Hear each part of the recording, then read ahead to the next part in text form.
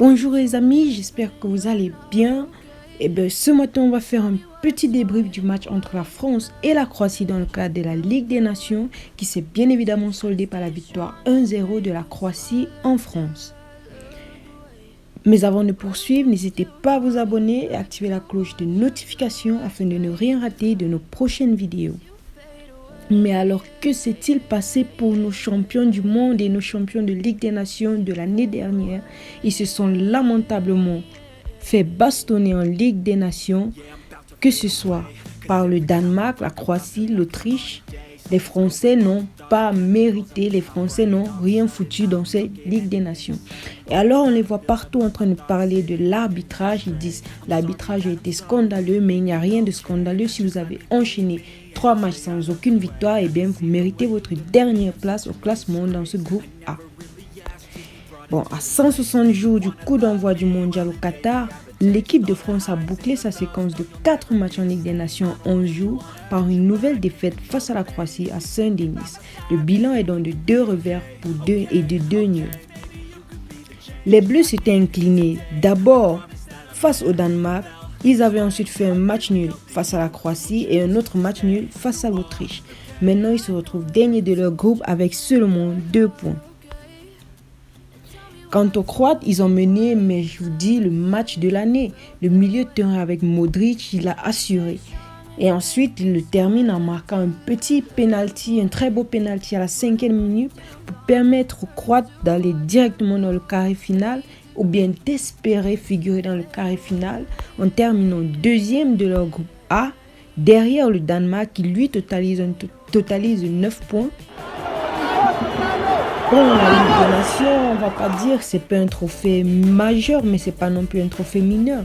Parce que les Français, ils l'ont bien célébré l'année passée. Mais pourquoi parler maintenant d'erreur d'arbitrage?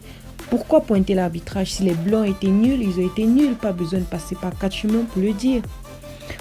Vous avez une attaque avec Mbappé, Neymar, et là on fait rentrer Nkunku et Griezmann, mais on n'arrive pas à trouver le chemin des filets. Qu'est-ce qui l'explique? Parce que quand même, les Français, ils se disent, on s'en va à la Coupe du Monde pour remporter cette Coupe du Monde, on s'en va à la Coupe du Monde pour ramener une 3e étoile sur le maillot des Français.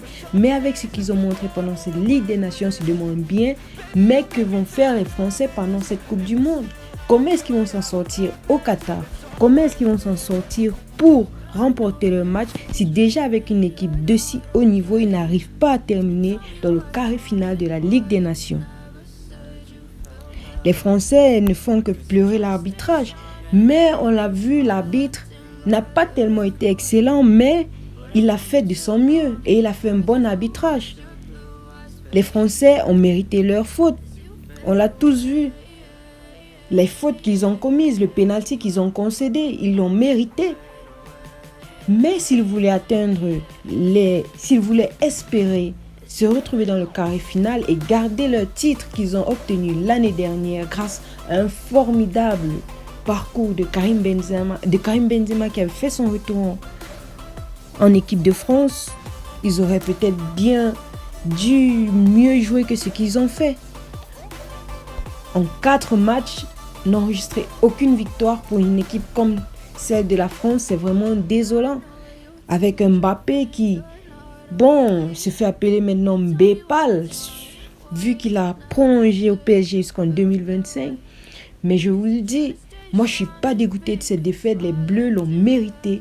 Ils ont mérité leur parcours qui s'achève aussi brutalement et aussi précocement que ça. Je vous dis à très bientôt sur votre chaîne préférée des informations sportives, Chronique de foot. On est ensemble.